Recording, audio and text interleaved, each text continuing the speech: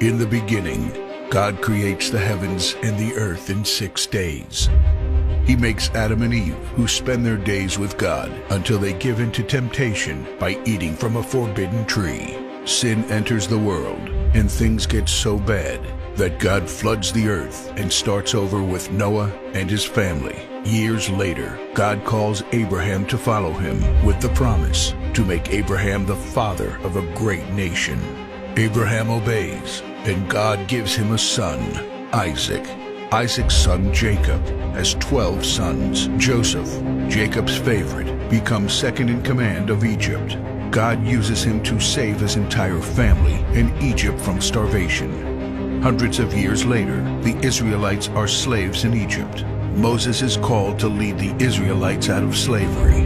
Joshua takes over after Moses and leads the people into the promised land. After Joshua, God raises up judges, temporary military leaders like Deborah, Gideon, and Samson, who protect and fight for God's people. The people tire of this leadership, and they call for a king.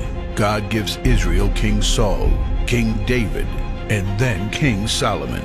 But it's all downhill from here. The people rebel, the kingdom of Israel is divided, and everyone turns their back on God. Prophets like Elijah, Isaiah, Micah, and Jeremiah warn that if people don't repent of their sins, there will be consequences. But the people ignore their warnings.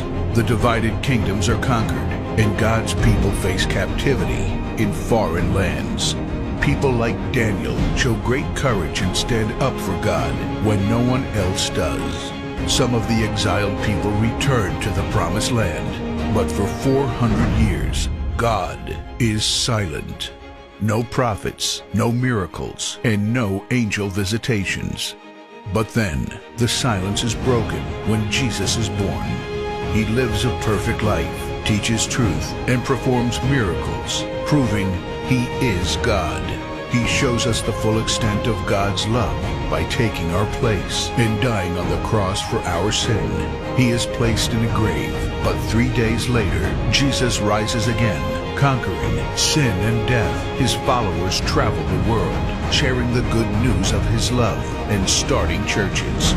We now are part of this story, and we have the chance to change the world and share His love, because one day He will crack open the sky and He will return. It's the greatest story ever told.